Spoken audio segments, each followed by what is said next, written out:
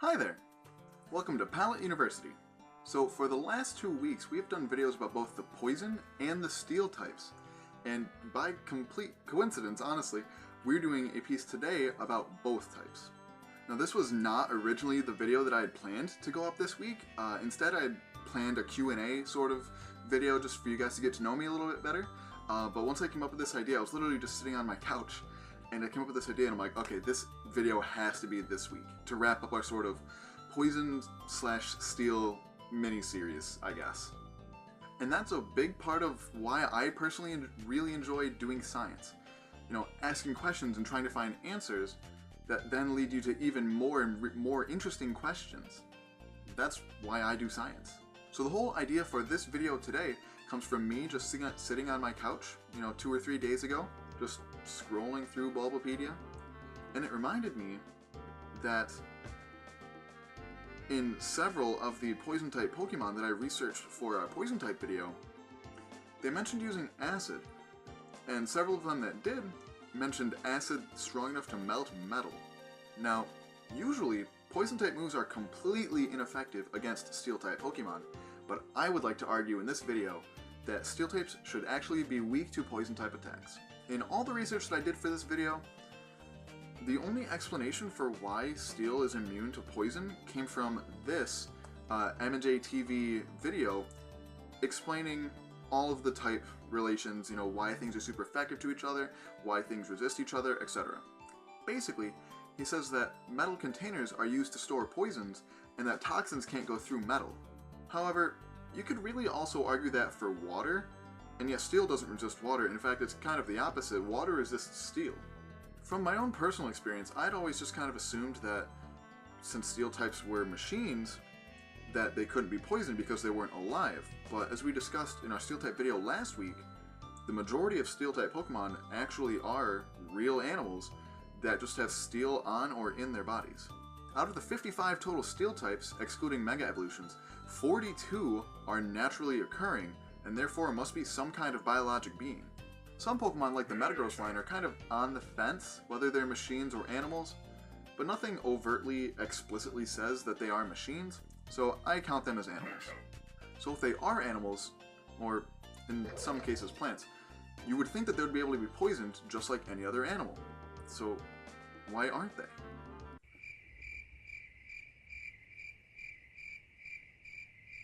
That's an actual question that I don't know the answer to. Maybe you guys could help me out with that in the comment section below, what your thoughts on it are. Even in Generation 2, when the steel type was created, there were only 6 steel types, and only Magnemite and Magneton were machines.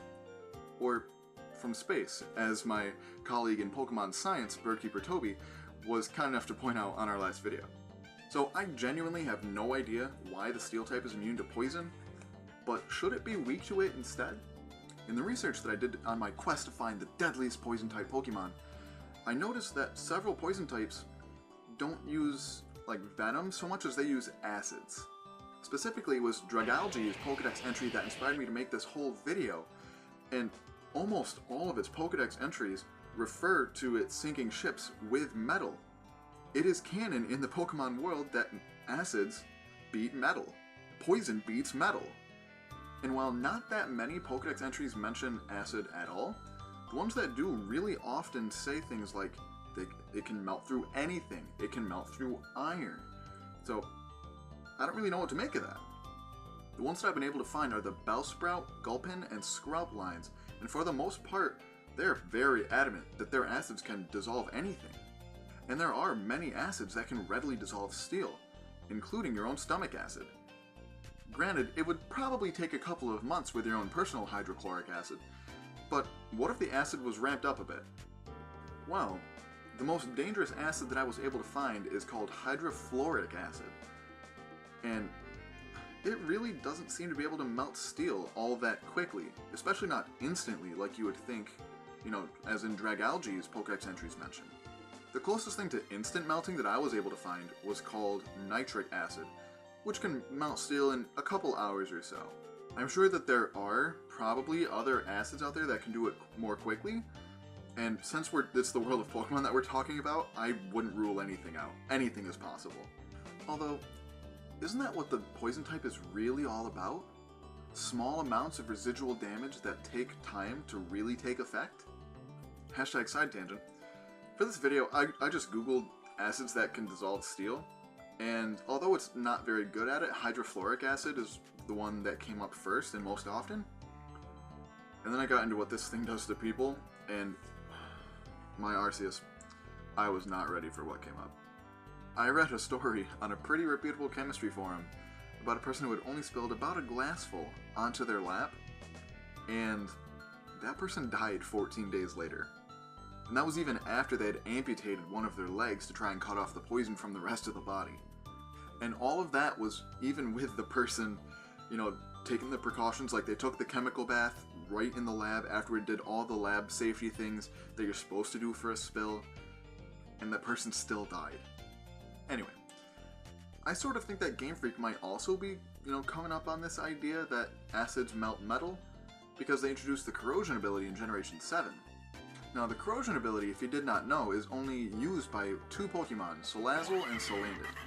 And basically, it lets you use poisoning moves on Steel-type Pokemon. But this is actually quite limited in that it doesn't let you use Poison-type attacks. It just lets you use moves like Toxic or Poison Gas that directly cause the Poison status condition, but moves like Sludge Bomb or Sludge or Acid still do not affect Steel types. In reality, I know that Game Freak's not going to change the Steel type again after they nerfed it in Gen 6, plus this year's the 20th year that the Steel type existed. So, all in all, I really don't think that they're going to change the Steel type significantly, even if the science kind of backs it up. At the end of the day, this is just kind of a bit of headcanon for me personally, and a bit of fun science that I enjoy doing, and hopefully you appreciate as well. That's going to wrap up this video. If you enjoy Pokemon theories and Pokemon science, feel free to follow us on Twitter at Pallet_U, or subscribe to us here on YouTube. Next week, we will be returning to our normal setting, back at my university where I go to college, and have my proper lab attire so I don't end up like that guy who died from hydrofluoric acid. I'll have my lab coat, I'll have all my proper tools and everything, and also better lighting and acoustics. Once again, thanks for watching, and as always, there's a time and place for everything.